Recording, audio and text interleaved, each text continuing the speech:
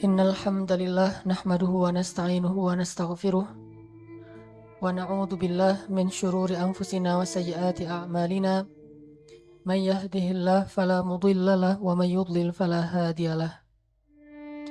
Asyhadu an la ilaha illallah wahdahu la syarikalah wa asyhadu anna Muhammadan abduhu wa rasuluhu la nabiyya ba'dah. Allahumma salli wa sallim wa barik ala sayyidina Muhammadin kama dzakarahu adz-dzakiruna al-akhyar.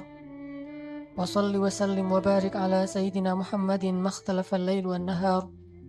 Wa salli wa sallim wa barik ala sayyidina Muhammadin wa ala al-muhajirina wal ansar, amma ba'd. Teman-teman yang dirahmati Allah Subhanahu wa taala. Malam ini kita akan kembali melanjutkan belajar kita tentang sebuah tema yang masuk dalam bab akhlak, dan mudah-mudahan sebagaimana kata Nabi SAW, innama bu'ithtu liutammima makarimal akhlak, sesungguhnya aku diutus untuk menyempurnakan akhlak-akhlak yang mulia. Sehingga ketika kita saling berwasiat atau saling menasihati dalam urusan akhlak, maka seolah-olah kita sedang saling meneruskan misi dan perjuangan Rasulullah SAW. Apabila kita membiarkan akhlak diri kita atau keluarga kita atau bangsa kita ini rusak dan kita tidak mencoba berusaha memperbaikinya, berarti kita telah memutuskan atau berarti kita telah mengecewakan Rasulullah SAW karena tidak mau meneruskan perjuangan Rasul, yaitu salah satu misinya liutammima makarimal akhlak, menyempurnakan akhlak-akhlak yang mulia. Dan selama akhlak kita yang kita rasakan memang belum sempurna, maka selama itu juga kita terus berusaha untuk menyempurnakan, memperbaiki, memperindah, menghiasi akhlak kita sebagaimana yang diajarkan Rasulullah SAW. Sampai para ulama mengatakan sebagian besar dari urusan agama itu adalah akhlak.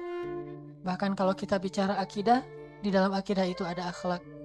Bicara ibadah, di dalam ibadah itu ada akhlak. Bicara muamalah, apalagi memang intinya adalah akhlak. Bahkan bicara jihad sekalipun, di dalam jihad itu ada akhlak. Jadi bisa dibilang seseorang yang tidak memiliki akhlak, maka seperti orang yang tidak punya agama. Seseorang yang tidak mengenal nilai-nilai akhlak yang baik, atau dia tidak peduli dengan unsur akhlak, dia hanya peduli dengan ibadahnya, dia peduli dengan akidahnya, tetapi tidak mengindahkan nilai-nilai akhlak, seperti sama saja tidak mengindahkan akidah karena akidah itu akhlak, sama saja tidak mempedulikan ibadah padahal ibadah itu adalah akhlak. Makanya penting bagi kita teman-teman sekalian belajar tentang akhlak dan terus berdoa kepada Allah agar Allah memperbaiki akhlak kita. Karena dengan memperbaiki akhlak, Allah akan turunkan rahmat kepada kita dalam hal-hal yang lain, insya Allah. Kita masih membahas tentang sifat penyayang, season kedua. Tapi sebelumnya nanti saya juga akan sedikit mengulang pembahasan pekan yang lalu. Mudah-mudahan bisa memperkuat pemahaman kita. Namun mari kita awali dulu halaqah kita dengan sama-sama bertilawah. Kita akan baca ayat surat Al-A'raf, surat ke-7 ayat 56. Coba teman-teman buka Al-Quran, surat Al-A'raf, surat ke-7 ayat 56.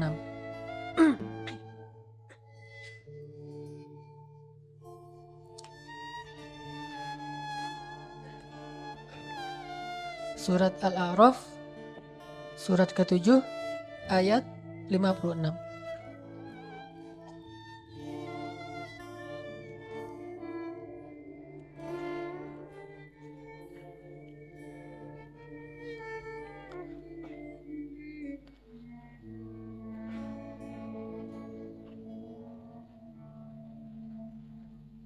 Sudah? A'udzu billahi minasy syaithanir rajim.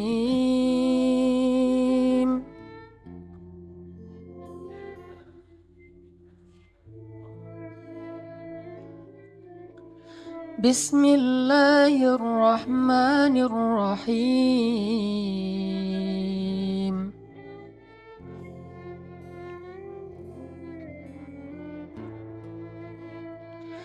ولا تفسدوا في الأرض بعد إصلاحها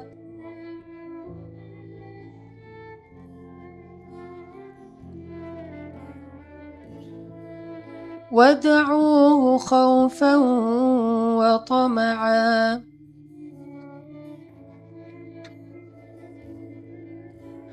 إن رحمة الله قريب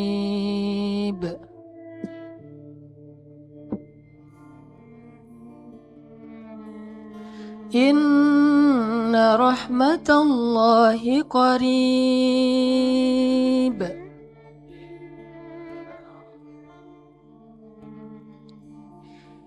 إن رحمة الله قريب من المحسنين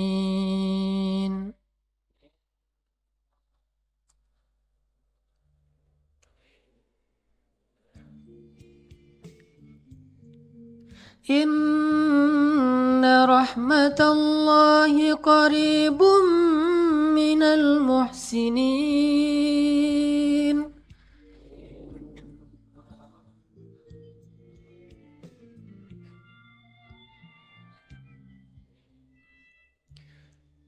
وهو الذي يرسل الرياح بشرا بين يدي رحمته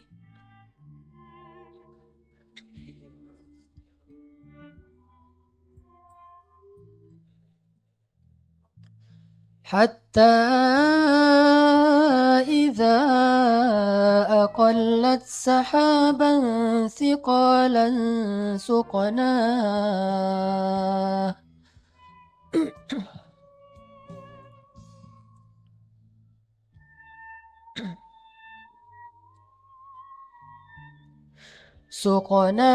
لبلد ميت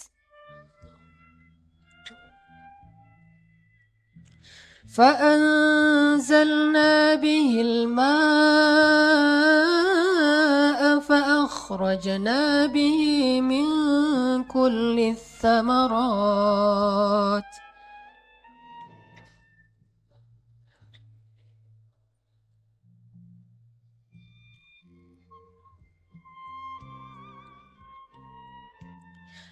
كذلك نخرج الموتى لعلكم تذكرون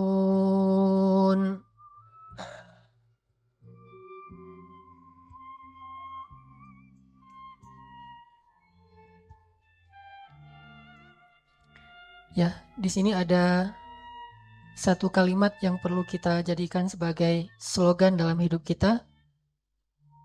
Kalimat ini. Nggak keluar di situ? Udah. Kalimat di akhir ayat ke-56 yang tadi kita ulang-ulang, kalimat apa? Inna rahmatallahi qaribum minal muhsinin. Sesungguhnya rahmat Allah itu dekat sekali dari orang-orang yang muhsinin. Muhsinin di dalam ayat ini artinya penyayang.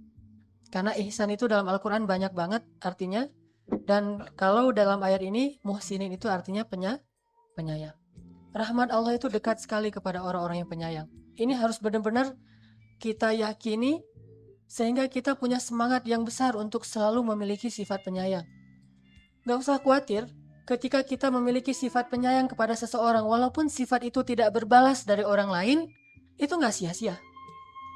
Jangan pernah berpikir bahwa kasih sayang kita kepada orang lain yang tidak dibalas, maka kasih sayang itu menjadi sia-sia dan fana.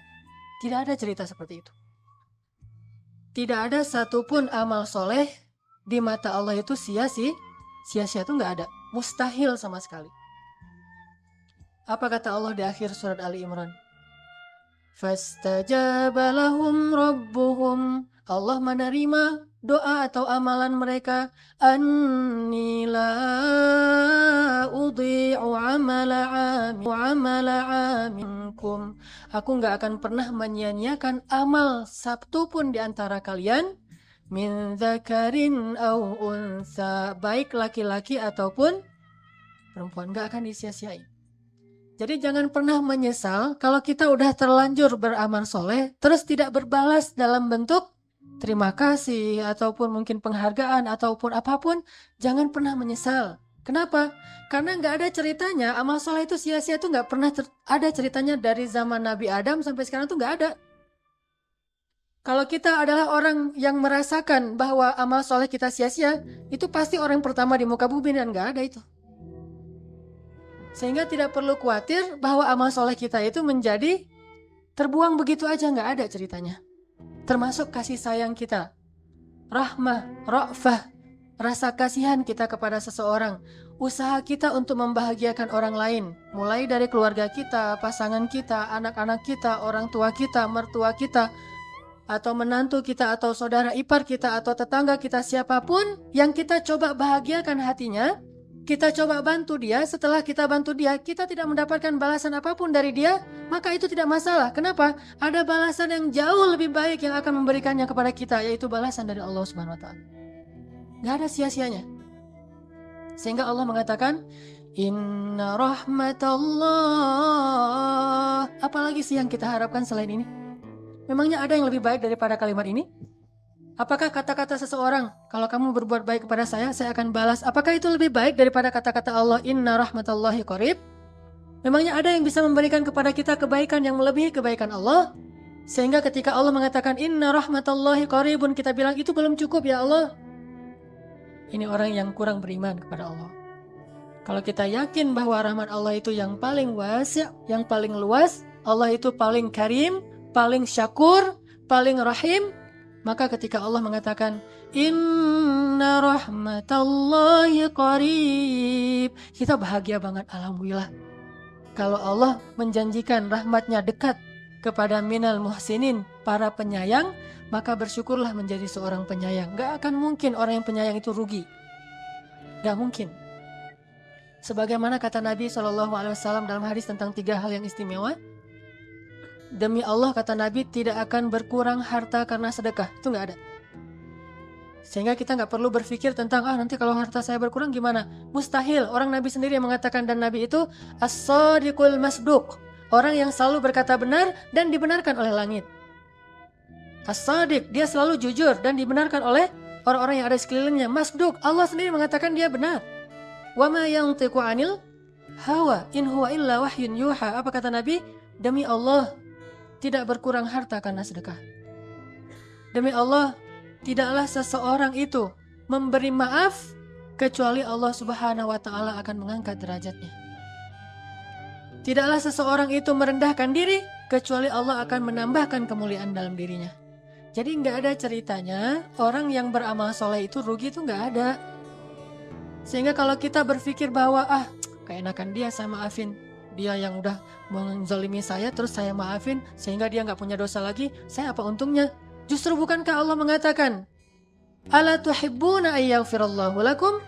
Tidakkah kalian juga suka jika Allah mengampuni semua dosa kalian karena fa'fu anhum wastaghfir lahum wasyawirhum? Atau fa'fu wasfahu, maafkanlah dan berlapang dadalah? Intinya, yakin bahwa Allah tuh nggak mungkin menyia-nyiakan sekecil apapun amal kita. Apa yang paling terkenal ayatnya? فَمَنْ يَعْمَلْ مِثْقَالَ ذَرَّةٍ خَيْرًا يَرَهُ وَمَنْ يَعْمَلْ مِثْقَالَ ذَرَّةٍ شَرًّا يَرَهُ. Sekecil apapun. Apalagi ini adalah bab kasih sayang, yang kecil dalam bentuk kasih sayang, besar nilainya di mata Allah Subhanahu wa Ta'ala. Memang ada amalan yang kecil, ada amalan yang besar, tetapi kasih sayang walaupun secara prakteknya mudah, gampang, simpel, kecil, tetapi nilainya di mata Allah itu amatlah besar. Dan Allah itu ngejanjiin banget rahmat bagi orang-orang yang penyayang. Makanya jangan ragu-ragu untuk menjadi seorang penyayang. Jangan pernah hitung-hitungan dalam bentuk kasih sayang.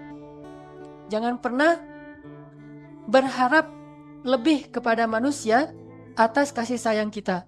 Karena kalau kita berharap lebih kepada manusia, maka Allah juga tidak mau terlibat dalam urusan itu. Libatkan Allah. Kalau kita libatkan Allah, Allah sendiri akan melibatkan manusia. Kalau kita libatkan manusia, manusia nggak bisa melibatkan Allah. Libatkan Allah, Allah yang akan mengutus manusia untuk menyayangi kita. Tapi kalau kita melibatkan banyak manusia, mereka walaupun berkumpul seluruh bumi, nggak bisa mendatangkan setetes air pun dari kasih sayang Allah. Kenapa? Semuanya ada di tangan Allah. Bukankah hadis Ibnu Abbas berkata demikian? Lau annan nas ijtama'u ala ayyanfa'uk lan yanfa'uka illa bima kataballahu lak. Wa annan nas lau ijtama'u ala ayyadurruk la yadurruka illa bima kataballahu alaik. Rufi'atil aqlam wa juffatis suhuf.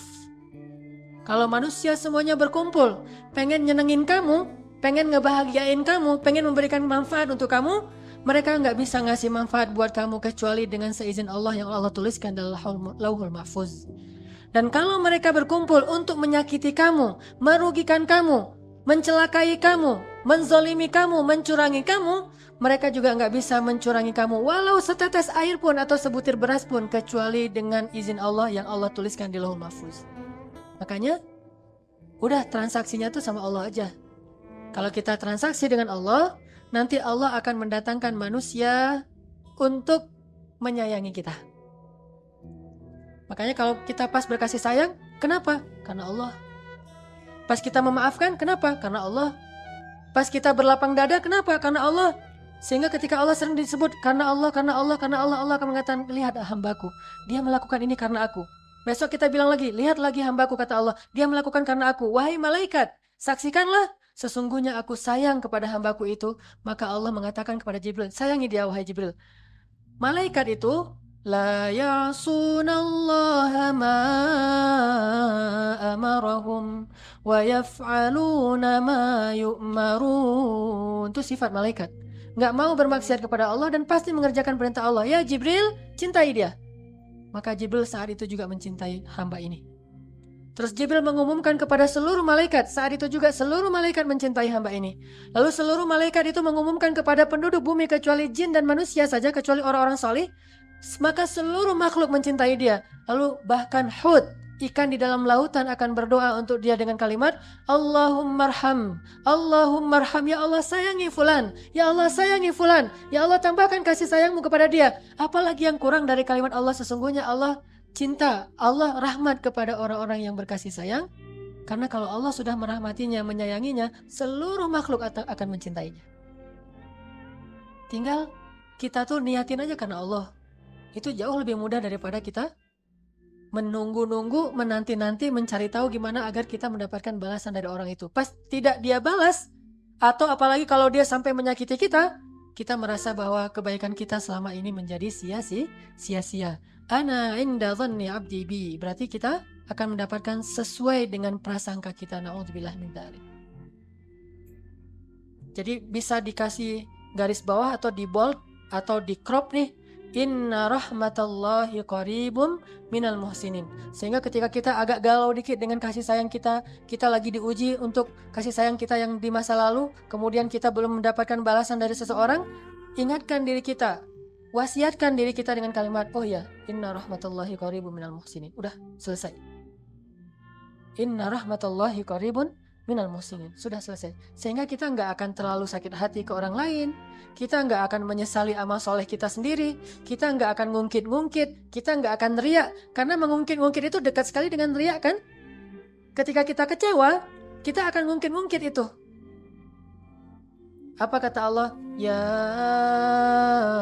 ayyuhalladzina amanu la tubtilu sadaqatikum bil manni wal adha. Jangan batalin sedekah kita atau amal soleh kita dengan man. Man mengungkit-ungkit apa yang kita pernah beri. Mengungkit-ungkit bentuk kasih sayang kita. Kamu ingat nggak dulu? Siapa yang membantu kamu? Kamu ingat nggak dulu gimana saya berusaha untuk ngebelain kamu? Kamu ingat nggak dulu? Dan seterusnya dan seterusnya. Ketika kita mengungkit-ungkit kepada orang yang kita bantu, berarti kita man. Kalau kita mengungkit-ungkit kepada orang lain yang tidak kita bantu, berarti namanya ria. Nggak ada untungnya. Pas kita kasih tahu ke orang yang kita bantu supaya dia sadar diri, itu namanya man. Maka kata Allah, la tubtilu shadaqatikum. Jadi batal kan? Tubtilu kan jadi batal. Kalau kita ngungkitnya bukan di depan dia, tetapi di depan orang lain, namanya ria'an nas, ria. Maka kedua-duanya itu menggugurkan kebaikan kita. Kenapa kita jadi mengungkit-ungkit? Karena kita nyesel. Soalnya kasih sayang kita tidak berbalas. Kenapa kita mengungkit-ungkit? Karena kita sakit hati. Karena kita kecewa terhadap kebaikan kita yang belum mendapatkan balasan dari orang itu. Tapi kalau kepada Allah, kita boleh ngungkit-ungkit. Asal selama kita nggak marah-marah kepada Allah, kalau kita ungkit-ungkit dikit dengan bahasa yang lembut, Allah senang banget. Allah tahulah, kita mah orangnya agak-agak pamrih gitu ya. Kalau kepada Allah sih nggak masalah. Ada nggak cerita orang yang mungkin amal dia di masa lalu? 3 orang yang terkurung di gua itu kan, ya Allah, saya dulu punya ibu, saya sangat berbakti kepadanya. Jika engkau ridho dengan amal saya itu, selamatkan kami dari gua. Allah selamatin. Orang yang kedua, saya punya pegawai, saya selalu wafa, menyempurnakan haknya. Jika engkau ridho, maka selamatkan saya. Selamat juga. Ya Allah, saya terhindar dari zina karena takut kepadamu. Jika engkau ridho dengan amal saya, selamatkan saya. Allah selamatin. Mengungkit-ungkit amal kita di hadapan Allah namanya munajat. Namanya munajat. Nabi Nuh mengungkit-ungkit amal solehnya di hadapan Allah dengan mengatakan, ya Allah, saya telah berdakwah kepada mereka siang dan malam. Saya menggunakan cara ini dan cara itu, secara diam-diam dan terang-terangan. Ya Allah, ya Allah, ya Allah. Itu tidak masalah, itu namanya munajat, syakawa di hadapan Allah. Bahkan kalau kita munajat curhat kepada Allah itu sampai ada surat curhat di dalam Al-Quran. Coba sebutkan surat apa yang isinya curhat. Al-Mujadilah. Itu kalau kita terjemahin, surat itu adalah surat curhat. Bukankah mujadilah atau mujadilah artinya curhat? Tapi kalau mujadilahnya ke manusia, itu namanya man dan riya. Kalau curhatnya kepada Allah, itu namanya munajat. Nabi Zakaria curhat kepada Allah, Nabi Ibrahim curhat kepada Allah, Nabi Musa curhat kepada Allah. Semua mereka curhat kepada Allah, apalagi Nabi Muhammad. Sampai curhatnya itu diistilahkan bukan lagi munajat, istighatsah. Tastaghitsuna rabbakum di dalam surat Al-Anfal. Ini artinya, kenapa seseorang mengungkit kebaikannya di depan orang yang dia bantu atau orang lain? Karena dia sudah berputus asa menanti balasan dari orang itu sehingga dia berharap dari orang lain. Kalau kita mengatakan di depan orang yang kita bantu, kita udah putus asa menunggu, akhirnya kita kasih tahu juga biar dia balas, kan? Kalau kita nggak bisa ngasih tahu di depan dia, kita kasih tahu ke orang lain, kita udah berputus asa menunggu balasan dari dia, kita berharap balasan dari orang lain. Minimal orang lain mengatakan kamu itu memang baik ya. Cuma kasihan dia tuh orangnya nggak tahu terima kasih dan segala macam. Nah ini berarti kan kita mengharapkan balasan walaupun sekedar pujian dari orang lain. Apa sih untungnya digituin? Bukankah ruginya lebih besar sehingga amal kita nggak ada nilai lagi di mata Allah? Na'udzubillahi min dzalik.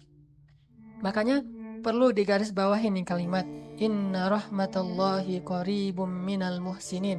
Sesungguhnya rahmat Allah itu sangat dekat kepada orang-orang yang penyayang. Ini kalau status kita sebagai orang yang penyayang. Tapi kalau status kita sebagai orang yang disayang, beda. Jangan pakai kalimat, kamu mah gak usah ungkit-ungkit. Kalau gitu kamu udah batal atau amal kamu. Jangan gitu. Kan status kita sebagai orang yang disayang beda dong. Makanya kita harus tahu status kita, update terus status kita tiap hari tuh. Kalau status kita hari ini adalah penyayang, pakailah kalimat ini, Inna rahmatallahi qaribum minal muhsinin. Udah gak usah harapin dari dia. Tapi kalau status kita orang yang disayang, jangan pakai ayat ini. Jangan pakai dalil-dalil yang saya sebutkan tadi untuk mojokin orang yang berkasih sayang kepada kita, malah membuat dia kecewa kasihan. Udah aja pakai dalil yang lain. Apa itu? Kata Nabi, man la yashkurun nas, la yashkurullah. Siapa yang gak bisa berterima kasih kepada manusia, berarti dia bukan orang yang bisa berterima kasih kepada Allah. Itu namanya wise, bijak. Menempatkan dalil sesuai dengan profil atau statusnya. Orang yang gak bijak itu menempatkan dalil untuk keuntungan pribadinya. Giliran dia yang menjadi penyayang, dia pakai hadis, kalau kamu gak bisa berterima kasih kepada saya, berarti kamu gak bisa berterima kasih pada Allah kan? Berarti kan kita nih sama aja dengan mengungkitkan ya. Kalau dia jadi orang yang disayang, dia pakai dalil, kalau kamu mengharapkan dari saya, berarti kamu sia-sia di mata Allah. Ini gak akan jalan yang kayak gini. Suami kerja siang malam gitu ya, pas pulang ke rumah, istri yang solehah itu harusnya enggak. Tetapi dia bilang, wah istriku maafin ya, karena belum sempurna memberikan hak-hak kamu. Itu yang harusnya diucapkan suami ketika pulang, bukan nih baca nih, atau langsung dikirim share nih hadis-hadis tentang istri yang solehah, baca tuh, ntar saya tunggu. Enggak gitu. Gimana firman Allah di surat An-Nur? وَالَّذِينَ يُؤْتُونَ مَا salatan wa qulubuhum wajilah. Orang yang sudah banyak beramal soleh tapi hatinya selalu merasa kurang. Itu kalau status kita sebagai orang yang beramal soleh. Wajilah, wajilah itu apa? Merasa kurang, kayaknya nih belum sempurna nih amal soleh saya. Kayaknya saya belum wafa menyempurnakan hak-hak kamu. Sehingga selalu introspeksi diri. Karena ngerasa bahwa amal kita emang belum baik. Istri juga gitu, pas suami pulang, dia bilang, aduh maaf ya belum dandan, maaf ya belum mandi, maaf ya segala macam. Atau udah dandan, udah mandi, udah nyiapin segala macam, tetap pas suami udah makan semuanya, maka kemudian dia, ini saya tunjukin nih gambarnya nih. Ini keren banget hadisnya, saya sampai mau menangis membaca hadis ini. Anas bin Malik menuturkan, Rasulullah SAW bersabda, maukah kalian aku beritahu tentang wanita penghuni surga? Nggak keluar ya? Maukah kalian aku beritahu tentang wanita penghuni surga? Kami menjawab, tentu ya Rasulullah. Apa kata Rasulullah? Setiap wanita yang penyayang dan banyak anak. Setiap wanita yang penyayang dan banyak anak.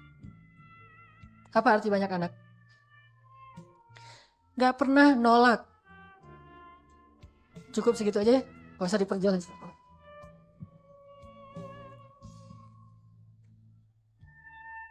Kasihan banyak jomblo kalau diperjelas. Gak tega saya.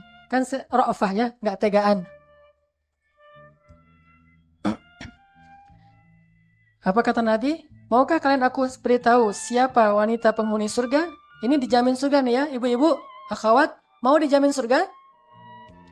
Nabi nanya sama ibu-ibu nih, wahai ummahat, ya amatallah, maukah kalian tahu siapa wanita yang dijamin surga? Kata para sahabat, mau ya Rasul. Kata Rasulullah, wanita yang penyayang dan banyak anak. Penyayang itu orangnya itu manja, orangnya itu caper sama suami.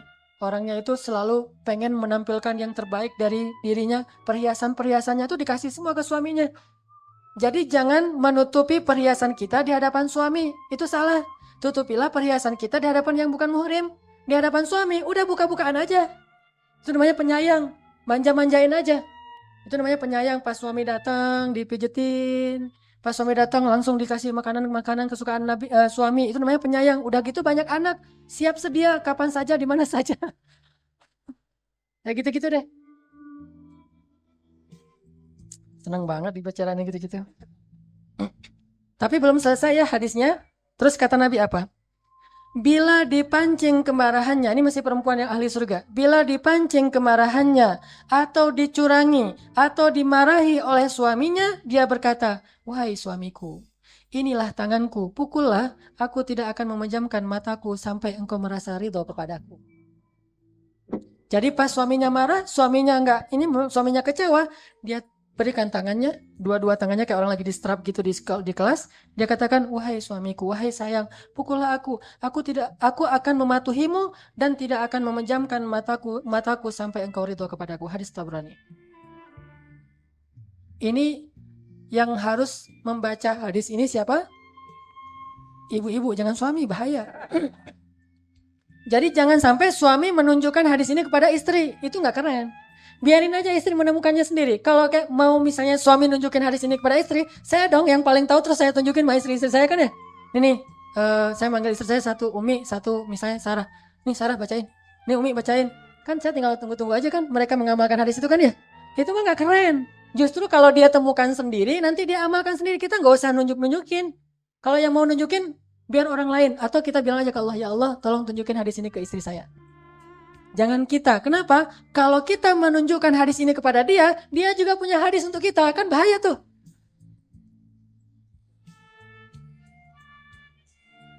Ini mah hadisnya. Udah gitu ya.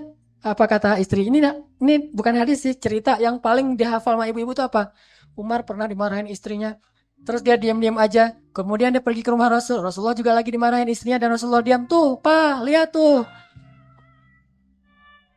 Susah jadinya kalau kayak gitu. Makanya daripada dibalas, mending gak usah mancing-mancing. Udah diam-diam aja. Lebih baik kita mancingnya gini, yang tadi. Maaf ya, Papa terlalu lelah jadi gak bisa senyum lebar. Pokoknya gak belum menyempurnain hak Mama. Mudah-mudahan Allah maafin Papa ya. Gitu. Nanti dia pasti akan bilang, mama juga sih pak, banyak kekurangannya sama papa, kan jadi gitu kan ya. Kebaikan berbalas kebaikan, tapi kalau kita nuntut, dibalas nuntut. Kalau kita introspeksi diri, dibalas introspeksi diri. Yang terjadi sekarang itu selalu menuntut dan akhirnya balas nuntut menuntut. Makanya jarang sekali ada kuliah kewajiban, yang ada kuliah hak. Hak asasi manusia. Sekarang kita harus ganti kewajiban asasi manusia. Bukan lagi hak asasi manusia. Istri nuntut hak, anak nuntut hak, rakyat nuntut hak, pemimpin nuntut hak, semuanya mikirin haknya. Sehingga saling tuntut menuntut. Coba kalau semuanya mikirin kewajibannya lalu introspeksi diri. Presiden bilang, rakyatku maafkan aku, sebagaimana Abu Bakar tuh malu dan nangis karena merasa belum menyempurnakan hak rakyatnya. Maka rakyatnya juga akan bilang, wahai presiden, maafin kami semuanya, belum bisa mendukung engkau dengan baik, dan seterusnya, kan keren tuh. Begitu juga suami dengan istri. Kalau suami pulang membawa hadis tentang istri, istri juga udah dari pagi tuh dengerin YouTube segala macam, cari-cari hadis tentang suami.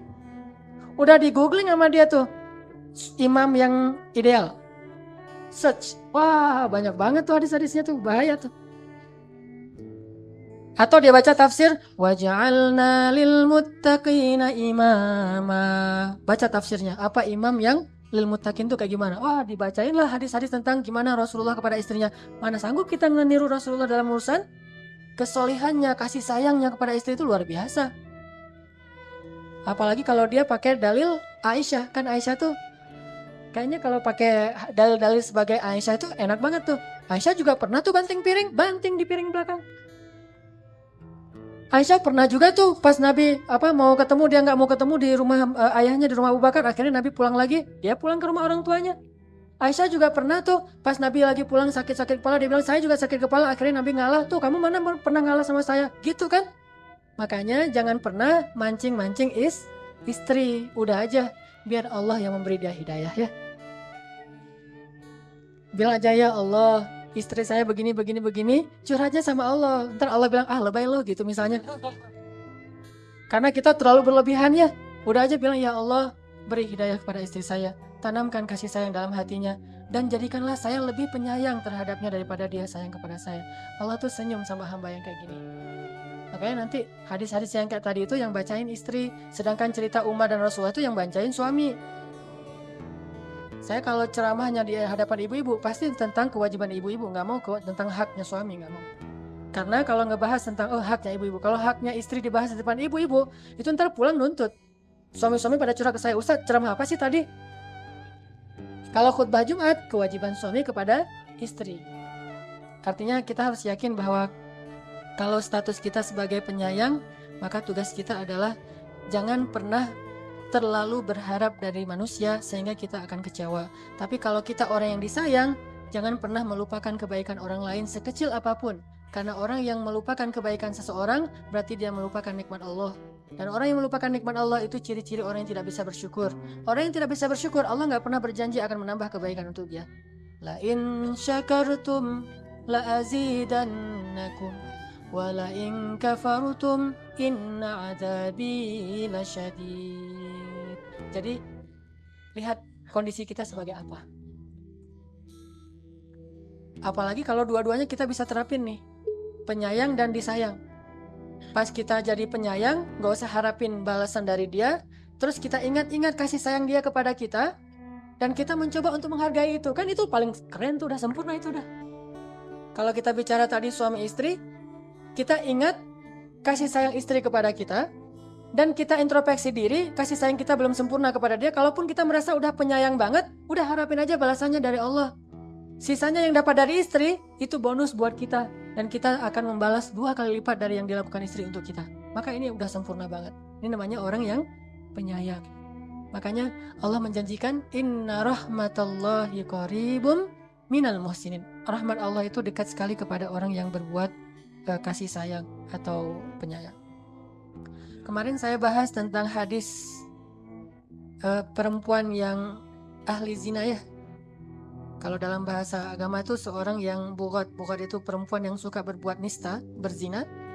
Suatu hari dia sudah berdandan, dia udah pakai make up segala macam, udah dandan, udah pakai sepatu bagus, berdiri di sebuah tempat untuk nunggu tamu kan ya. Tiba-tiba dia ngelihat seekor anjing yang kehausan, sehingga karena kasihan kepada anjing itu, akhirnya dia turun ke dalam sumur, dia pakai sepatunya untuk mengambil air di dalam sumur. Kemudian dia naik lagi dan memberi minum kepada anjing itu. Anjing itu minum, dia turun lagi ngambil air yang kedua, dan seterusnya sampai anjing itu puas dan pergi. Kemudian tiba-tiba Allah, karena dia udah punya sifat penyayang, Allah turunkan kasih sayang dari langit kepada perempuan ini. Apa kasih sayangnya? Pertama, Allah beri dia hidayah. Yang tadinya udah pengen berzina, tiba-tiba nggak tertarik lagi berzina.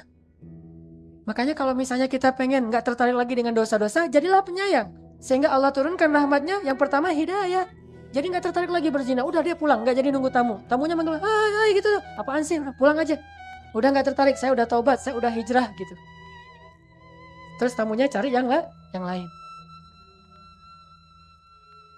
Jadilah penyayang. Allah kasih hidayah. Itu yang pertama, rahmat Allah. Kedua apa? Allah hapuskan dosa-dosa dia seluruhnya. Bayangin cuma ngasih minum anjing aja dihapusin dosa semuanya. Gimana coba rahmat Allah kepada orang-orang yang berbuat kasih sayang. Apalagi yang dikasih minum itu manusia.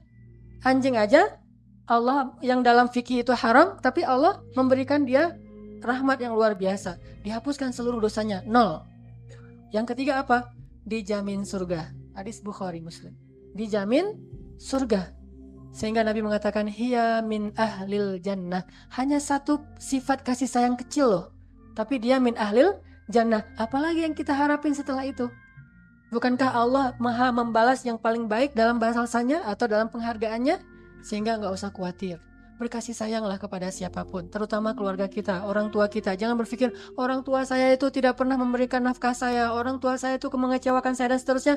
Itu urusan dia, urusan kita. Saya ingin berkasih sayang kepada dia. Kalau dia nggak membalas, ada yang akan membalas dan lebih baik balasannya, yaitu Allah Subhanahu Wa Taala.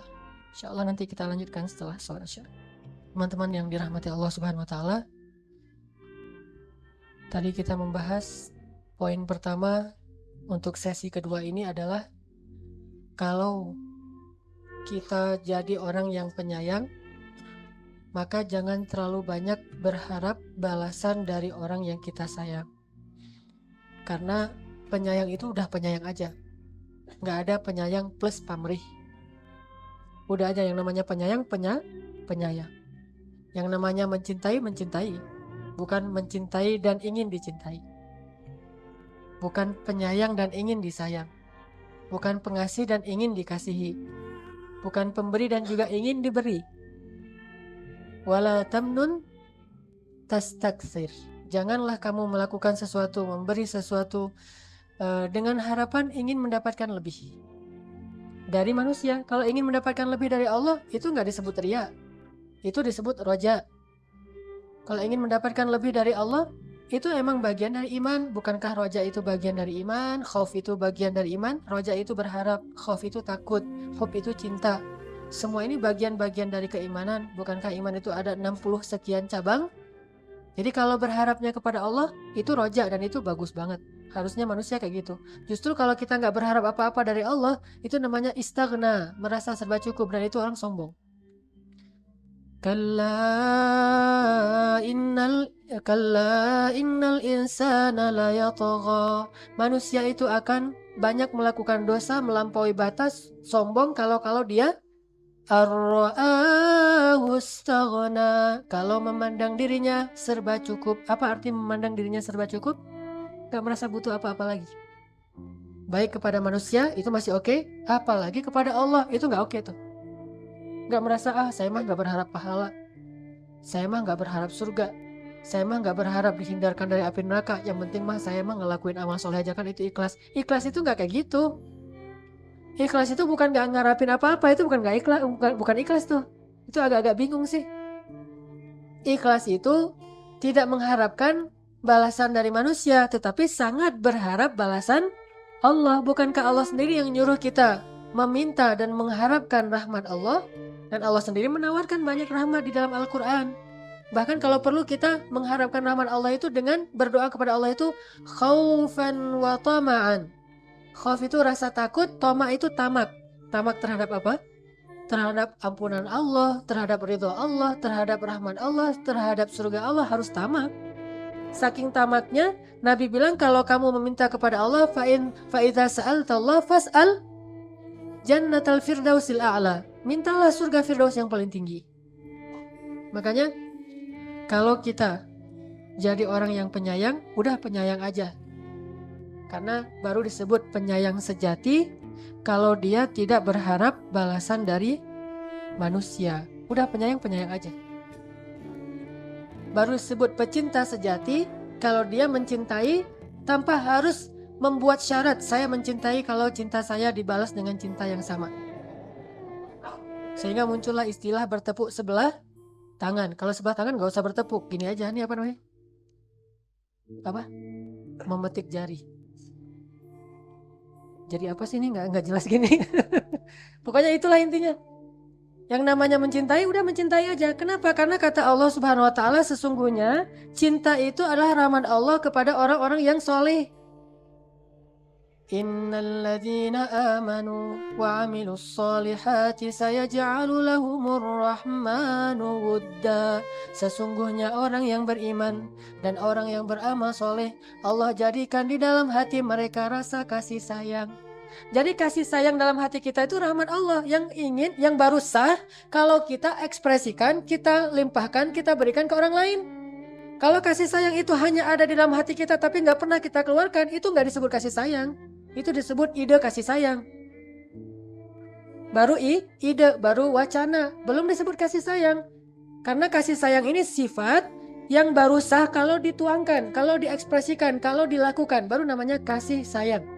Kalau belum diekspresikan, belum menjadi kasih sayang. Dan kasih sayang itu adalah rahmat Allah dalam hati orang yang beriman. Bukan rahmat Allah dalam hati orang yang lain untuk orang yang beriman, bukan. Rahmat Allah di dalam hati orang yang beriman, rahmat Allah kepada kita. Rahmat Allah di dalam hati kita untuk orang lain. Bukan rahmat Allah di dalam hati orang lain untuk kita.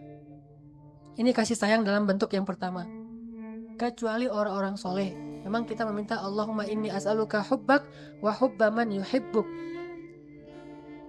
Ya Allah, aku meminta kepadamu cintamu dan cinta orang yang mencintaimu. Tetapi kalau dengan orang yang biasa, dengan keluarga, dengan teman, dengan seterusnya, yang kita kayaknya orang-orang biasa-biasa aja, nggak keren-keren amat, maka bentuk kasih sayang itu bukan dari dia kepada kita, tapi dari kita kepada dia. Dan ketika kita bisa menyayangi dia, itu udah cukup bahagia.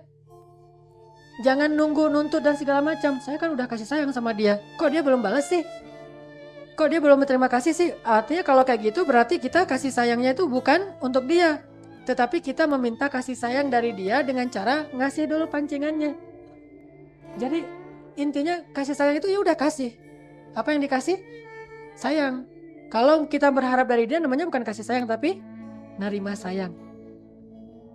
Bukan kasih sayang tapi nunggu sayang, nerima sayang, menanti sayang. Mana ya sayang, kan gitu kan? Kalau kasih sayang udah kasih aja. Soal dia bisa balas atau enggak, satu, kita harus sadar diri. Kalau dia nggak bisa membalas kasih sayang kita, emang kita nggak layak. Ingat dulu keburukan kita, kejelekan kita, kekurangan kita yang sering nyulitin dia, nyusahin dia itu lebih banyak daripada kasih sayang kita. Sehingga kalau dia belum bisa membalas kasih sayang kita, emang kita nggak layak akan itu. Terus apakah kita masih layak berharap dari Allah? Tetap layak. Karena kenapa? Allah itu tidak pernah merasa disakiti oleh hambanya. Kalau manusia sering kita zalimi. Kalau Allah pernah nggak kita ngezalimin Allah? Enggak. Kita hanya menzalimi diri kita sendiri. Kita nggak pernah bisa menzalimi Allah. Kalau kita berbuat zalim, meninggalkan sholat segala macam, itu hanya menzalimi diri sendiri. Namanya zalimun li nafsih. Bukan zalim terhadap Allah Subhanahu wa Ta'ala, tapi zalimun li nafsih, menzalimi diri sendiri. Karena kita Allah nggak pernah merasa disakiti. Orang emang Allah nggak akan sakit oleh kita. Sampai ulama bilang seandainya seluruh makhluk ini bermaksiat pada Allah, itu nggak akan mengurangi kemuliaan Allah walaupun setetes air dari ujung jarum yang dicelupkan ke laut. Sama sekali nggak akan ngurangin kemuliaan Allah. Dan kalau semua makhluk berkumpul untuk beribadah kepada Allah, itu juga nggak akan nambahin kemuliaan Allah walaupun setetes dari air dari ujung jarum yang dicelupkan ke laut. Artinya nggak ngaruh bagi Allah. Sehingga kalau kita berbuat amal soleh sedikit, kita boleh meminta rahmat Allah Subhanahu wa Ta'ala. Tapi kalau kita mengharap rahmat dari manusia, kenyataannya kita sendiri juga nggak baik-baik banget ke orang itu. Mungkin kesalahan-kesalahan kita lebih banyak daripada kebaikan. Intinya kita memang nggak berhak. Makanya jangan terlalu berharap. Kalau misalnya dia nggak bisa balas. Kalau kasih sayang kita nggak dibalas, ingat kita memang nggak berhak akan itu. Ingat aja nih ke dosa-dosa kita. Dulu saya pernah nyakitin dia. Dulu saya dan seterusnya dan seterusnya. Kekurangan saya tuh lebih banyak daripada kebaikan saya. Ingat aja kayak gitu. Sehingga kita nggak pernah berpikir, menunggu, menanti kapan dia akan membalas kebaikan kita. Sehingga kita melakukannya tuh murni saya ingin berkasih sayang, bukan ingin menerima balasan dari kasih sayang. Saya ingin mencintai, bukan ingin mendapatkan cinta dari orang, bukan gimana ya, ingin dibalas cintanya. Soal dibalas apa enggak, udah serahin aja sama Allah aja. Memang kita masih kurang yakin sama Allah. Sudah serahin aja sama Allah. Gak ada ruginya kan? Kita mencintai orang yang halal kita cintai, kita berkasih sayang kepada orang-orang yang berhak kita kasih sayangi, itu gak ada ruginya. Soal dibalas apa enggak, serahin aja sama Allah, udah biar Allah yang menyelesaikan masalah itu. Allah punya cara. Sehingga kalau kita transaksinya dengan Allah, udah aja. Kita menantinya dari Allah, bukan menantinya dari manusia. Kalau menantinya dari Allah, kita yakin banget Allah membalas kasih sayang kita dengan berbagai macam cara yang kita sadari atau yang tidak kita sadari. Serahin aja sama Allah. Kadang kita nyesel gitu. Ada tukang atau ada pembantu. Pas akad di awal, karena kita kasihan ya, ngelihat wajahnya melas, ngelihat keluarganya kayaknya anaknya banyak, akhirnya kita buat akad di awal. Gajinya satu hari yang harusnya 80.000, kita bilang 150.000 gak apa-apa kok Pak, saya rela. Udah gitu, udah transaksi, kita bayar di awal juga, kasihan sama dia. Atau di tengah pas makan siang, kita kasih uang jajan makan 20.000, udah sekalian dengan gaji, kan gitu ya, 170.000 ngasih. Berharap dia menunaikan hak kita kan, menunaikan amanahnya. Namanya orang kadang-kadang berubah pikiran kalau udah ada duit di tangannya. Pas dikasih uang, dikasih jajan untuk makan, kerjanya asal-asalan. Nyesel gak tuh? Nyesel kan, manusiawi kan gitu ya. Normalnya kita akan nyesel, aduh tahu gitu saya tadi mau ngasih 70.000 aja. Tahu gitu saya gak akan buat akad di awal. Tahu gitu saya mah gak akan ngasih dulu sampai dia selesai, pas mau pulang baru dikasih. Apalagi ada yang modal kasbon. Pak, minta kasbon dulu, nggak ada uang untuk saya ada utang gitu misalnya. Suka ada gitu tuh, apalagi kalau tukang yang kerja di rumah kita lama, misalnya sebulan, baru seminggu minta kasbon. Pembantu juga gitu, baru seminggu minta dihutangkan dulu, nanti dibayar pakai gaji bulan depan, kan suka gitu. Kita kasih nih, pas udah dikasih duit, dia ngerasa mungkin udah hasil kerjanya udah nggak ada hasil karena udah berbentuk hutang, akhirnya males-malesan atau mungkin dia minta izin pulang, nggak balik-balik lagi. Nyesel nggak tuh? Kenapa nyesel? Karena kita transaksinya dengan manusia, bukan dengan Allah. Kalau kita transaksinya dengan Allah, mana mungkin kita nyesel? Bukankah Allah selalu maha syakur? Selalu akan ngebalas. Kalau dia nggak bisa membalas, Allah akan membalas dengan cara yang jauh lebih baik. Dan dibalas Allah tuh lebih keren daripada dibalas manusia. Kalau gitu, alhamdulillah ya dia nggak pulang. Allah mau ngasih pembantu yang lebih baik misalnya. Doain aja. Allahumma ajurni fi musibati wakhluf li khairam minha.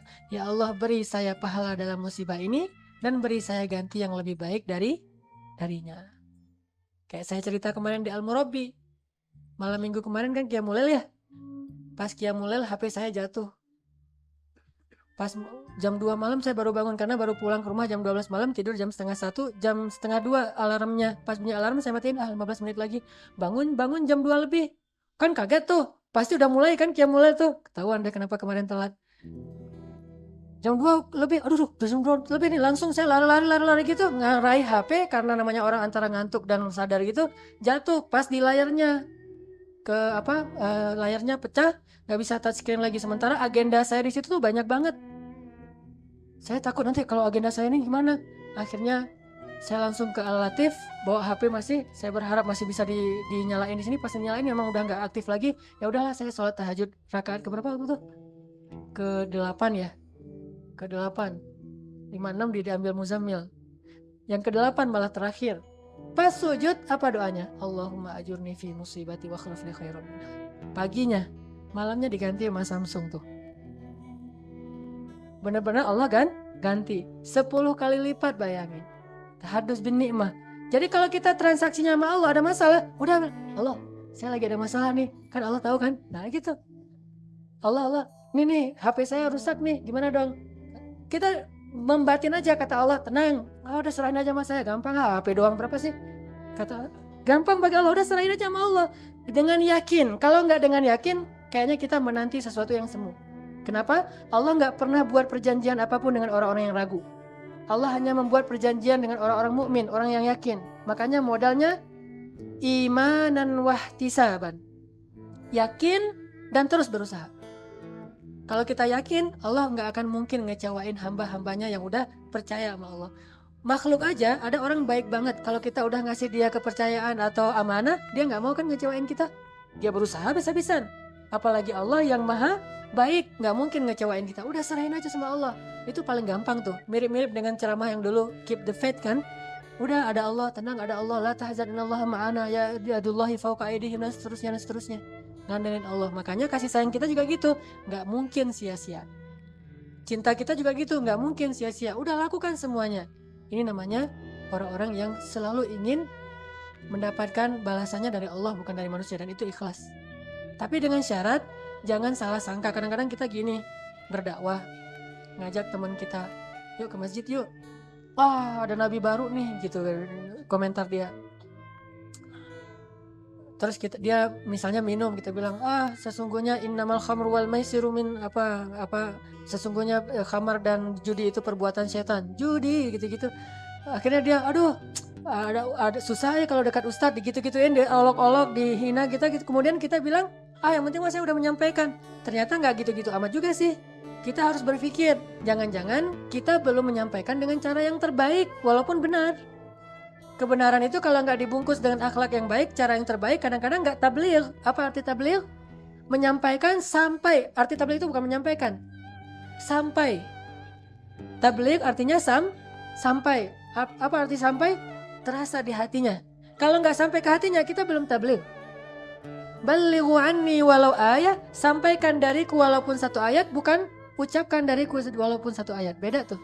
Nabi nggak pernah bilang haditsu anni walau ayat. Atau Nabi nggak pernah bilang kul anni walau ayat. Ucapkan dariku walaupun satu ayat. Bacakan hadisku walaupun satu. Nggak ngomong gitu. Balighu anni, sampaikan. Arti sampaikan, berarti kita harus mikirin gimana caranya biar sampai ke hati dia. Itu arti sampaikan. Kalau nggak sampai ke hati dia, berarti cara kita belum tabligh. Cara kita baru istilahnya bukan tabligh, istilahnya lebih ke presentasi, qaul, hadis. Belum tabligh. Sedangkan tabligh, Nabi mengatakan kepada para sahabat, ala hal ballagt, bukankah aku sudah menyampaikan? Kalian udah merasa tersampaikan nggak? Apa kata sahabat? Bala ya Rasulullah. Ala hal ballagt, apakah udah sampai? Kata mereka, bala ya Rasulullah. Ala hal ballagt, sampai 3 kali. Lalu Nabi mengatakan, maka sampaikanlah yang hadir kepada yang tidak hadir, yang syahid kepada yang gaib. Sampaikan.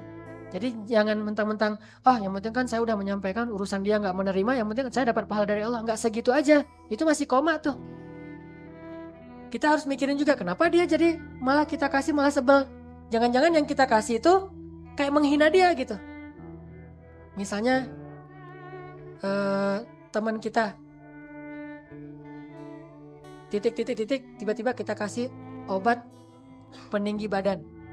Itu kan sama menghina dia kan, lo pikir gue pendek gitu kan, makanya dia marah. Atau misalnya kita kasih ke kalau ke istri kita tuh ini obat langsing, itu tuh bahaya banget tuh, ngasih obat langsing kepada istri, dia akan kecewa banget. Mending kita ajak dia berenang, kita ajak dia lari, itu kan lebih agak abstrak ya. Kenapa berenang? Emangnya kamu pengen saya langsing ya, perut saya biar kecil? Enggak, berenang itu kan asik, apalagi kita berdua kalau berenang segala macam. Itu kan agak-agak abstrak. Tapi kalau ngasih obat hadiah ulang tahun, pas dibuka kejutan, obat pelangsing, terus modelnya tuh langsing banget, nggak kayak dia. Itu mah pukulan telak banget tuh. Bisa jadi bukan maksud kita yang salah, tapi cara nyampeinnya nggak tepat gitu. Walaupun maksud kita tuh baik banget, tulus banget. Aku tulus kok ngasih itu kepada kamu yang gitu kan ya. Ya sih tulus, tapi nggak gitu amat juga kali gitu kan kata dia. Intinya harus memikirkan cara juga. Makanya ikhwafillah, sahabat-sahabat sekalian, pikirkan cara yang terbaik, lakukan dengan tulus, sisanya biar Allah yang menyelesaikan, biar Allah yang membalas. Terus kemarin kita ngebahas tentang 2 bentuk kasih sayang kan? Apa aja? Satu Rauf, kedua Rahim. Ra'fah dan Rahmah. Kalau Rauf itu apa? Merasa kasih, merasa ingin menghilangkan kesulitan orang, itu Rauf. Pengen ngilangin kesulitan orang, nggak tega kalau ngelihat orang kesusahan, nggak mau nyusahin orang, itu Rauf banget tuh. Nggak mau nyusahin orang, bahkan gampang terenyuh, gampang tersentuh, gampang empati, I care tuh Rauf tuh.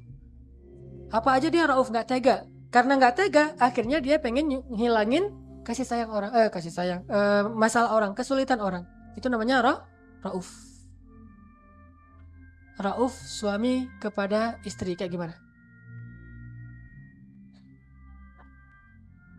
Yang dulu kan Rasulullah tuh nggak nuntut istri harus masak ini, harus masak itu. Tapi kalau dimasak senang juga sih. Cuma kalau nggak dimasak nggak apa-apa.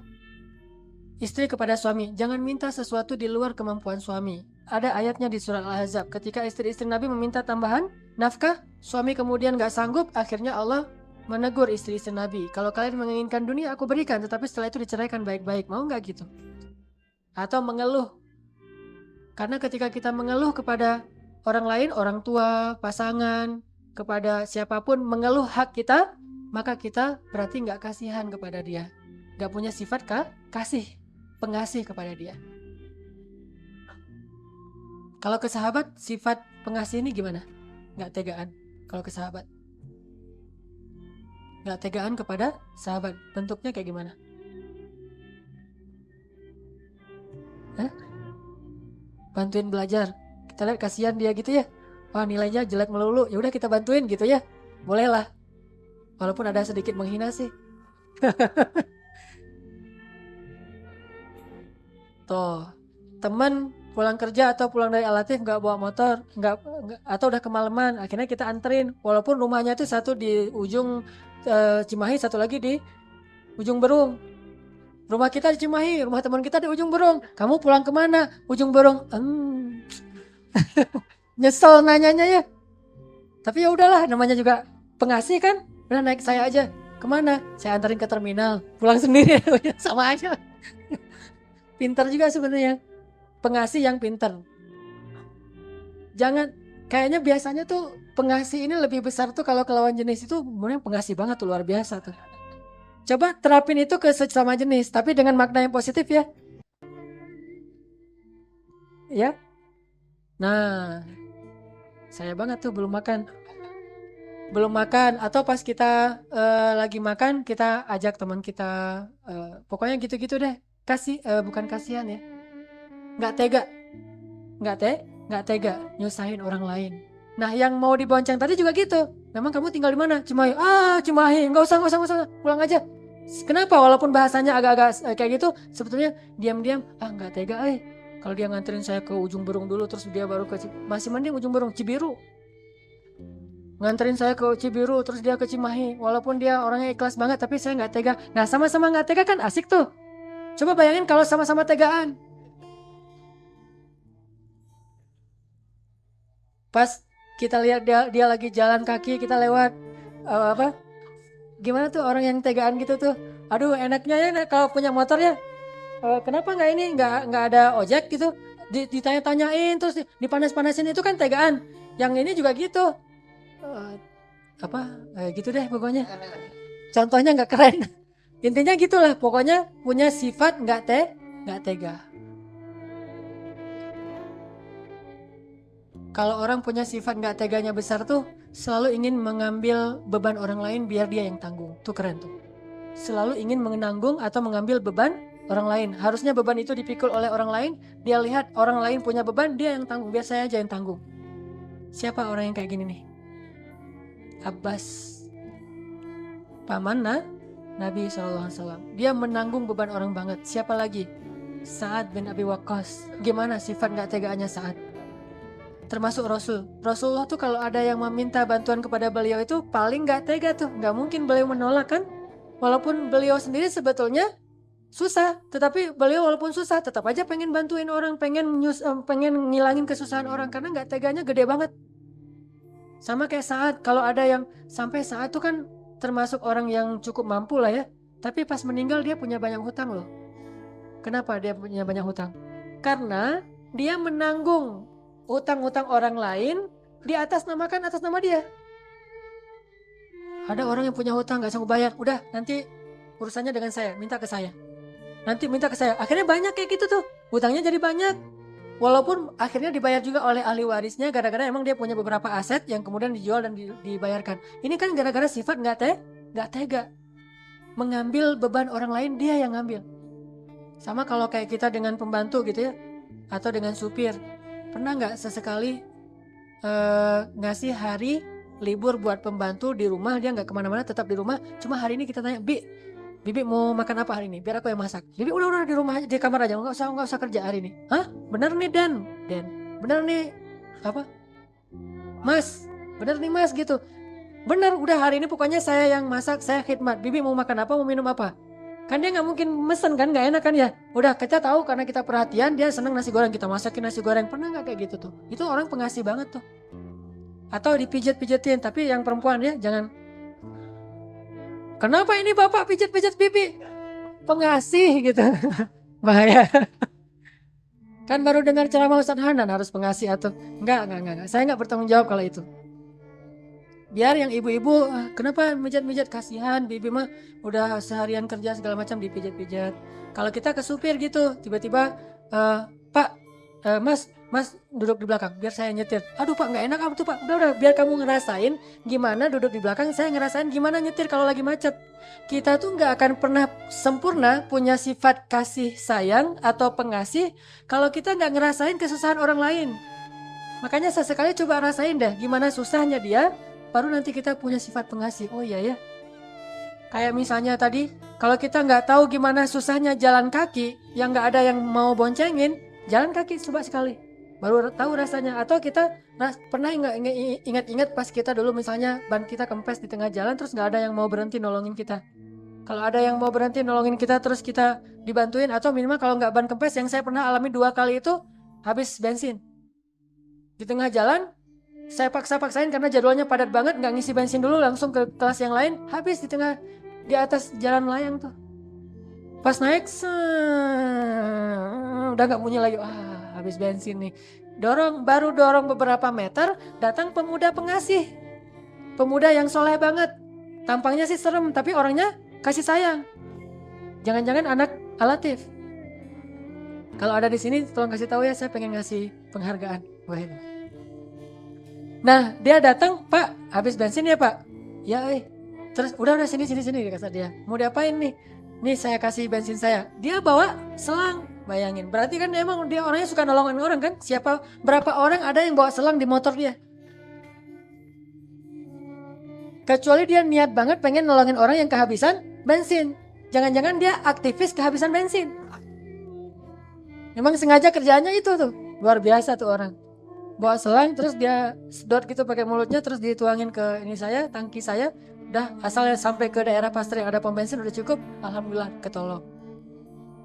Dan pertanyaan yang lebih besarnya lagi, siapa yang telah membuat timing yang begitu pas sehingga pas saya habis bensin, orang itu ada di belakang saya beberapa detik saja. Coba bayangin kalau dia di depan saya beberapa detik, pasti saya udah gak ada yang nolongin. Allah yang merencanakan segala sesuatu. Terus yang kali kedua, 2 kali tuh, sama di tempat itu juga. Habis bensin, datang anak muda. Dia emang gak bawa selang bensin, tapi di step sama dia kan lumayan tuh. Didorongin sama dia. Karena dia gak terbiasa nyetep, akhirnya ya agak-agak kaku gitu, gagal lagi. Dipaksain banget, dia udah berusaha banget. Itu luar biasa, sampai ke pom bensin. Saya juga gak tega sama dia. Aduh kasihan, dia mungkin ada hajat atau apa. Dia udah berusaha susah payah. Biar saya aja yang step mas. Saya step, saya lebih gak bisa lagi. Akhirnya balik lagi gitu. Balik lagi ke dia ujung-ujungnya. Kata dia tahu dari tadi gitu aja. Karena saya lebih nggak pernah lagi, ya udah. Kok nggak jalan-jalan ya? Kok malah saya ke depan, dia ketinggalan di belakang. Udah lah, balik lagi aja lah mas gitu. Intinya sifat pengasih. Kan enak tuh kalau sesama pengasih. Ini nih semuanya ra'ufun. Rasulullah itu punya ra'ufun yang sangat besar. Yang kedua tadi rahimun. Rahim apa? Pengen ngebahagiain orang lain. Selalu seneng, excited, bersemangat kalau bisa punya peluang membahagiakan orang lain.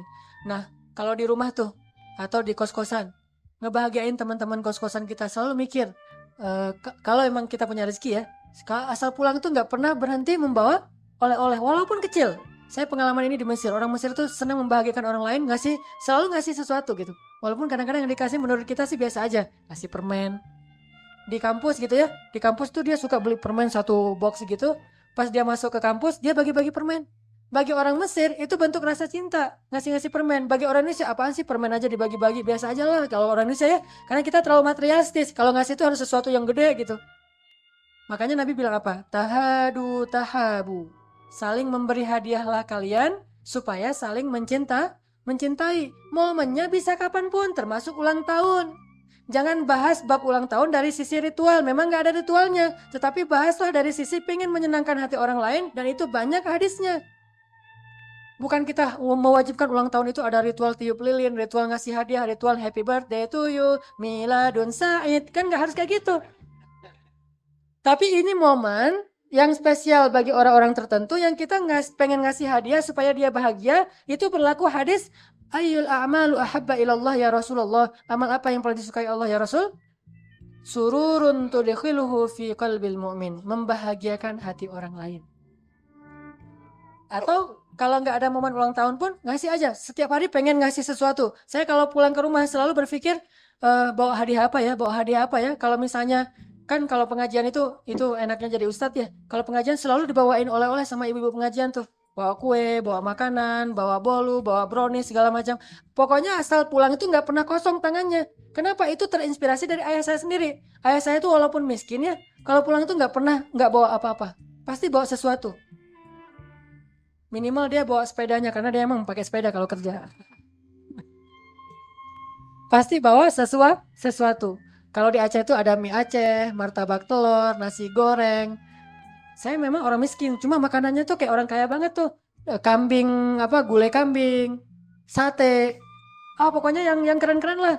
Sampai saya pernah ingat banget sekali, saya masih kecil tuh, ayah saya pulang mungkin karena dia buru-buru hujan, dia pakai kresek gitu di kepalanya hujan karena ayah saya tukang pangkas dan pakai sepeda ontel gitu. Pas pulang nggak bawa hadiah apa-apa, saya nangis. Saya pegang-pegang kakinya, saya nangis. Akhirnya dia hujan-hujan balik lagi beli martabak telur. Dan itu pelajaran sangat berharga buat saya ketika saya jadi ayah. Sehingga ketika saya pulang, anak saya bilang, kok nggak bawa apa-apa? Memang pengen apa? Pengen kebab Turki. Langsung lari cari kebab Turki balik lagi. Kenapa? Atau saya pernah pulang bawa zupa-zupa tuh. Zupa-zupa anak saya karena senang dikasih zupa-zupa, pas dia pegang nggak hati-hati jatuh pecah. Pas pecah kan nggak mungkin dimakan lagi tuh, udah campur dengan kaca blank gitu. Akhirnya saya balik lagi beli zupa-zupa jauh untuk membahagiakan hati dia. Itu sifat rahimun. Dan Allah mengatakan, Nabi bilang apa? Irhamu man fil ard, yarhamukum man fis sama. Man la yarham la yurham. Innallaha yuhibbu min ibadi innallaha yarhamu min ibadihi ruhama. Sayangi yang di bumi, engkau disayangi yang di langit. Siapa yang enggak menyayangi, tidak disayangi. Allah sayang banget kepada hamba-hamba yang penyayang, kata Nabi. Sayangin, pengen ngebahagiain gimana. Sehingga kita sebagai teman selalu berpikir gimana ngebahagiain teman. Kita sebagai istri selalu berpikir gimana ngebahagiain suami. Kita sebagai suami selalu berpikir gimana ngebahagiain istri. Kita sebagai anak selalu berpikir gimana ngebahagiain orang tua. Mikirin itu aja, jangan mikirin gimana caranya agar kita selalu dapat kebahagiaan dari orang lain. Kebaikan itu bertingkat-tingkat. Yang paling tinggi itu selalu ingin membahagiakan orang lain. Di bawahnya selalu berpikir gimana dapat kebahagiaan dan kebaikan dari orang lain. Di bawahnya lagi gak pengen orang lain bahagia. Makanya jadilah yang paling atas. Jangan yang di tengah. Yang di tengah itu selalu berpikir kebaikan apa yang saya bisa dapat dari seseorang. Selalu berpikir hari ini ngebahagiain dia gimana ya, gitu. Dia dalam tanda petik. Yang halal maksudnya. Yang sudah halal. Kalau yang belum halal jangan, nanti malah kecewa. Kita udah capek-capek habis-habisan gitu ya. Ujung-ujungnya kita sahabatan aja ya gitu. Itu kan sakit banget tuh. Kata-kata yang paling gak enak tuh kita sahabatan aja kan. Atau kita mah adik kakak aja ya. Gak enak banget tuh kalau kayak gitu. Makanya jangan kasih dulu kalau belum waktunya, rugi. Kalau saya mah perhitungan banget yang kayak gitu-gituan. Ngapain juga saya. Kalau misalnya sekedar kita berkasih sayang terus gak dibalas, oke. Ini udah gitu. Kecewanya tuh kecewa yang baper gitu. Kalau kecewanya urusan dengan Allah sih nggak akan kecewa. Tapi masalahnya nih kan di sini nih. Kita mah temenan aja, kita mah sahabatan aja, kita mah adik kakak aja. Itu kata-kata yang standar lah, udah biasa kayak gitu mah. Atau kita jalanin aja dulu deh gitu. Itu kata-kata licik banget menurut saya tuh. Udah kita jalanin aja dulu. Itu dia pengen lebih lama mendapatkan kasih sayang dari kita tanpa memberikan kepastian. Itu nggak enak banget tuh. Udah, kalau ada yang kayak itu, nih ceweknya licik banget nih. Udah, gitu aja. Jadi ngajarin yang nggak benar. Auzubillah min dzalik. Oke, intinya adalah berpikirlah setiap hari gimana caranya ngebahagiain orang lain. Bukan gimana caranya dapat kebahagiaan dari orang lain. Itu namanya orang yang penyayang, rahimun. Mudah-mudahan dengan demikian kita selalu mulai malam ini juga berpikir, nih pulang saya nih harus ngebahagiain orang tua saya. Nih saya besok mau ngebahagiain dosen saya. Nih salah satunya kasih hadiah sederhana. Kalau perlu hadiahnya itu hasil penelitian. Gimana tuh? Hasil kepedulian, I care. Walaupun gak berharga, gak terlalu mahal, tetapi kalau hasil penelitian dan kepedulian itu keren banget. Saya pernah cerita, saya pernah jalan sama istri saya, dia ngelirik lipstick. Jalan di Ciwok kalau gak salah. Pas lewat outlet lipstick itu dia ngelirik. Terus dia pergi gak enak karena dia kasihan sama pengasih kepada saya. Sehingga dia gak mau bilang, bagus ya lipstick yang warna itu. Saya tahu dia pengen lipstick yang bagus untuk dia pakai untuk menyenangkan saya juga kan, ujung-ujungnya kan ya. Nah, pas dia ngelirik lipstick, saya lihat, oh itu yang dia suka. Udah, lewat. Pas udah gitu, saya bilang, kamu gak usah disebutkan bahasa antara kami berdua ya. Kamu tunggu di sini ya, mau ke belakang sebentar. Ngapain? Mau ke belakang sebentar. Oh iya, dia kan gak curiga. Langsung saya naik ke atas. Teh, saya pengen ngasih hadiah nih surprise buat istri saya. Kira-kira lipstick yang paling keren di sini yang mana? Gitu. Terus, oh ya dia orangnya gimana, Mas? Putih atau eksotis, hitam manis? Putih atau eksotis? Saya bilang putih dan eksotis gitu. Oh gitu ya udah. Yang warna ini nih, yang agak-agak pink. Bisa nggak yang pink tapi ada bling-blingnya teh? Oh ya nih ada bling-blingnya. Yang ini. Di antara dua nih yang mahal, yang paling mahal yang mana teh? Kan gaya kan beli ya harus mahal dong. Yang paling mahal yang mana teh? Yang ini. Oh ya udah, ujung-ujungnya ada diskon nggak teh kalau beli dua? Akhirnya ya Mas, ada kalau beli dua tuh diskon 50%. Ya udah saya beli dua aja deh teh.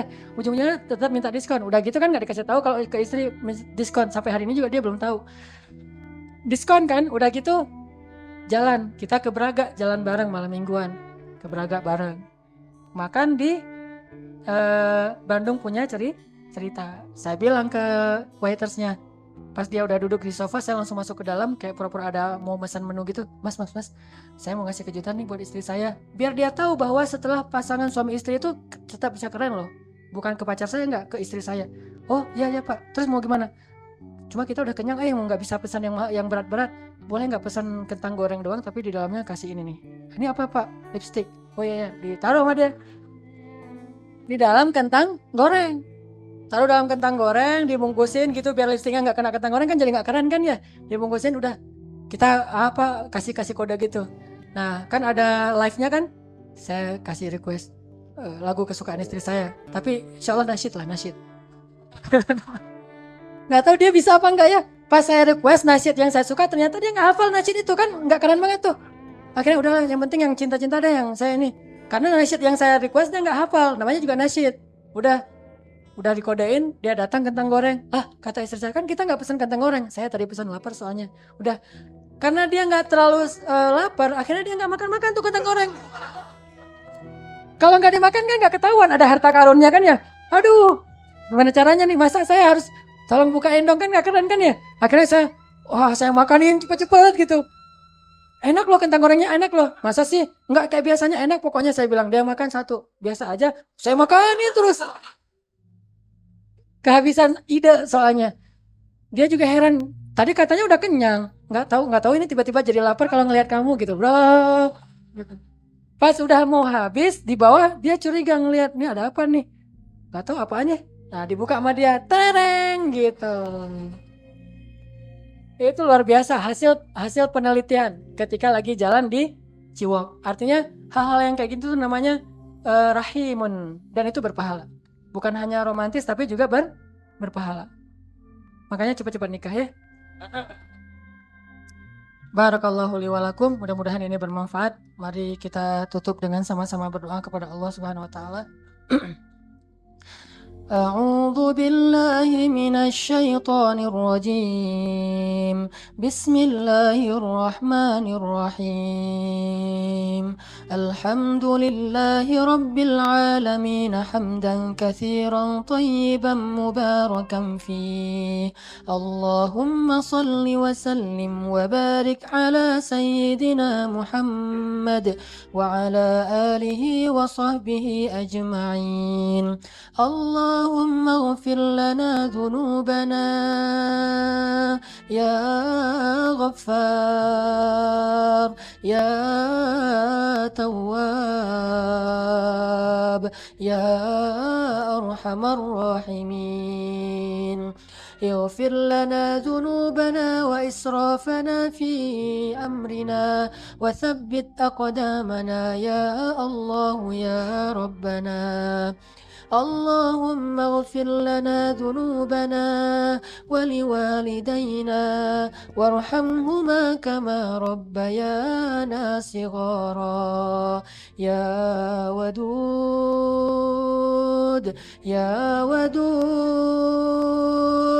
يا ودود نسألك الود يا أرحم الراحمين. Ya Allah, penuhilah hati kami dengan sifat kasih sayang ya Allah. Lembutkanlah akhlak kami dengan sifat penyayang ya Allah. Jadikan kami para penyayang ya Allah. Lapangkanlah dada kami dengan kasih sayang ya Allah. Berikanlah kebaikan dalam hidup kami dengan bersifat kasih sayang ya Allah. Ya Rahman, anugerahkanlah kepada kami rahmah kepada orang lain ya Rahim. Jadikan kami mudah memaafkan dengan sifat kasih sayang ya Rahim. Jadikanlah kami mudah melapangkan dada dengan sifat kasih sayang ya Rahim. Jadikanlah kami orang yang peduli kepada orang lain dengan sifat kasih sayang ya Allah. Jadikanlah kami orang yang bersikap lemah lembut dengan kasih sayang ya Allah. Ya Arhamar Rahimin. Ya Allah, bahagiakan pasangan kami dengan kasih sayang kami ya Allah. Bahagiakan istri-istri kami dengan sifat kasih sayang kami ya Allah. Bahagiakan suami-suami kami dengan kasih sayang kami ya Allah. Bahagiakan anak-anak kami dengan kasih sayang kami ya Allah. Bahagiakan orang tua kami dengan kasih sayang dari kami ya Allah. Bahagiakan orang-orang yang kami cintai dengan kasih sayang kami ya Allah. Bahagiakan guru-guru kami dengan kasih sayang dari kami ya Allah. Bahagiakan murid-murid kami dengan kasih sayang dari kami ya Allah. Bahagiakan sahabat-sahabat kami dengan kasih sayang dari kami ya Allah. Bahagiakan keluarga kami dengan kasih sayang dari kami ya Allah. Bahagiakan rakyat kami dengan kasih sayang pemimpin ya Allah. Bahagiakan pemimpin kami dengan kasih sayang dari rakyatnya ya Allah. Ya Arhamar Rahimin, jadikanlah hidup kami penuh dengan kasih sayang ya Arhamar Rahimin. Jadikanlah kami para penyayang yang tulus ya Arhamar Rahimin. Jadikanlah kami orang-orang yang disayangi dengan mampu membalas kasih sayang dan berterima kasih ya Arhamar Rahimin. Ya Allah, jangan Engkau keraskan hati kami ya Allah. Jangan Engkau bakukan hati kami ya Allah. Jangan Engkau tutup hati kami ya Allah. Janganlah Engkau tutup hati kami dengan ego kami ya Allah. Jangan Engkau tutup hati kami dengan dosa-dosa kami ya Allah. Jangan Engkau hentikan kasih sayang kami karena kami kecewa kepada makhluk ya Allah. Karena itu akan menutup rahmat-Mu dari kami ya Allah. Jangan Engkau jadikan kami orang-orang yang menyesali kebaikan kami sendiri ya Allah. Jadikanlah kami orang yang yakin kepada balasan dari sisi-Mu ya Allah. Rahman. Jadikanlah kami orang-orang yang selalu melihat orang lain dengan pandangan kasih sayang, Ya Rahman. Jadikanlah kami orang-orang yang selalu berusaha untuk membahagiakan orang lain, Ya Rahman. Kuatkanlah kami dalam bersabar terhadap kesusahan-kesusahan yang ditimpakan kepada kami dari orang lain, Ya Rahman. Ya Allah, ilhamkanlah ke dalam hati kami berbagai macam kebaikan untuk kami bagi kepada orang lain, Ya Allah. Jangan biarkan kami orang-orang menjadi orang yang egois, yang selalu menahan kebaikan dan tidak mau membagikan kepada orang lain, Ya Allah. Jadikanlah kami orang-orang yang selalu mampu mengasihani dan menyayangi orang-orang di sekeliling kami, Ya Allah. Rabbana inna nas'aluka ridhaka wal jannah wa na'udzu bika min sakhatika wan nar. Ya Allah, lindungilah orang lain dari kejahatan lisan kami, Ya Allah. Lindungilah orang-orang di dekat kami dari kejahatan tangan kami, Ya Allah. Lindungilah orang-orang di sekeliling kami dari kerasnya hati kami, Ya Allah. Lindungilah mereka dari kejahatan dan kerasnya sifat kami, Ya Allah. Jangan Engkau biarkan kami menzalimi seorang pun di antara orang-orang yang di dekat kami, Ya Allah. Lindungilah kami dan selamatkanlah kami dari sifat-sifat zalim, Ya Allah. Janganlah Engkau biarkan satu pun tetes air mata mengalir dari pipi seseorang karena dosa-dosa kami, Ya Allah. Ya Allah, jangan biarkan istri kami menangis karena kejahatan suaminya, Ya Allah. Jangan biarkan suami kami menangis karena kejahatan istrinya, Ya Allah. Jangan Engkau biarkan seorang orang ayah dan ibu pun menangis dengan setetes air mata karena kedurhakaan anaknya, Ya Allah. Jangan Engkau biarkan kami menjadi anak-anak yang membuat orang tuanya menangis, Ya Allah. Jangan Engkau biarkan kami menjadi anak-anak yang membuat ayahnya menangis, Ya Allah. Jangan Engkau biarkan kami menjadi seorang anak yang membuat ibunya menangis, Ya Allah. Jangan Engkau biarkan kami menjadi murid yang membuat gurunya menangis, Ya Allah. Jangan Engkau biarkan kami menjadi guru yang membuat muridnya menangis, Ya Allah. Jangan Engkau biarkan kami menjadi seorang saudara yang membuat saudaranya menangis, Ya Allah. Jangan Engkau biarkan kami menjadi seorang teman yang membuat temannya menangis, Ya Allah. Jangan Engkau membiarkan kami menjadi seorang yang dimusuhi dan membuat musuhnya menangis karena kezaliman kami, Ya Allah. Ya Allah, jangan biarkan ada seorang pun yang menangis karena kejahatan kami, Ya Allah. Maafkanlah kesalahan kami, Ya Allah. Pasti banyak sekali orang yang menangis karena kejahatan kami, Ya Allah. Terutama kedua orang tua kami, Ya Allah. Pasti sering ibu kami menangis karena kedurhakaan kami, Ya Allah. Pasti sering ibu kami menangis karena kecewa kepada kami, Ya Allah. Pasti ibu kami sering menangis karena anak-anaknya tidak mau mendengar nasihatnya karena mereka merasa lebih tahu dari ibunya, Ya Allah. Jangan Engkau biarkan lagi ada satu pun tetes air mata dari ibu dan ayah kami karena kejahatan kami, Ya.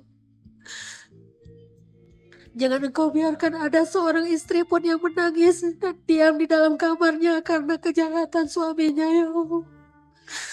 Karena dia tidak berani untuk berkata-kata di hadapan suaminya yang angkuh, suaminya yang kasar, suaminya yang suka menyakiti istrinya, Ya Allah. Selamatkanlah suami-suami itu dari api neraka, Ya Allah. Suami-suami yang arogan, Ya Allah. Dan Ya Allah, jangan Engkau biarkan ada seorang suami pun yang diam-diam dia menangis di jalannya karena dia tidak tega untuk menyakiti istrinya, Ya Allah. Tidak tega untuk memarahi istrinya padahal dia sering merasa kecewa kepada istrinya, Ya Allah. Ya Allah, selamatkanlah istri-istri itu dari api neraka, Ya Allah. Ya Allah, jangan Engkau biarkan kami menjadi orang tua yang membiarkan anak kami menangis setiap hari karena kami sakiti mereka, Ya Allah. Sementara mereka tidak mungkin mampu membalas orang tuanya, Ya Allah. Jangan Engkau jadikan kami orang tua yang zalim kepada anak kami, Ya Allah. Jangan Engkau biarkan kami menjadi orang tua yang zalim kepada anak-anak kami, Ya Allah. Jangan Engkau biarkan kami menjadi seorang tuan yang zalim kepada pembantu kami, Ya Allah. Menjadi orang-orang yang zalim kepada sahabat-sahabat kami, Ya Allah. Ya Arhamar Rahimin. Selamatkanlah kami dari kezaliman, Ya Allah. Baik kezaliman orang-orang yang dengki kepada kami atau kezaliman yang kedengkian di dalam hati kami kepada orang lain, Ya Allah. Ya Arhamar Rahimin. Taqabbal minna ya Allah, terimalah doa kami ya Allah, terimalah amal kami ya Allah, meskipun amal kami banyak kekurangannya ya Allah. Ampunkanlah dosa kami ya Allah, maafkanlah kesalahan kami ya Allah, dan pertemukanlah kami di akhirat dengan Rasul-Mu yang sangat kami rindukan ya Allah. Betapa rindunya kami dengan Nabi Muhammad ya Allah. Betapa ingin kami memegang tangannya, menggenggam tangannya ya Allah. Betapa kami ingin menyentuh kulitnya ya Allah. Betapa kami ingin belai rambut kami olehnya ya Allah. Betapa kami ingin menatap wajahnya ya Allah. Betapa kami ingin belajar banyak darinya ya Allah. Dan betapa kami ingin curhat menyampaikan kepada Rasul bagaimana keadaan kaum muslimin hari ini ya Allah. Ingin sekali kami memberitahu kepada Rasulullah betapa kaum muslimin hari ini dalam keadaan sangat lemah ya Allah. Betapa banyak kaum muslimin yang dizolimi ya Allah hari ini. Seandainya Rasulullah ada di antara kami, pasti beliau tidak akan membiarkan hal itu terjadi kepada umatnya ya Allah. Ya Allah, sampaikanlah salam kami kepada Rasulullah. Sampaikanlah rindu kami kepada Rasulullah. Dan rindu yang mudah-mudahan Engkau ridhoi sehingga Engkau menjaga hati kami dalam keislaman ya Allah. ربنا آتنا في الدنيا حسنة وفي الآخرة حسنة وقنا عذاب النار وصلى الله على سيدنا محمد وعلى آله وصحبه أجمعين والحمد لله رب العالمين. الفاتحة.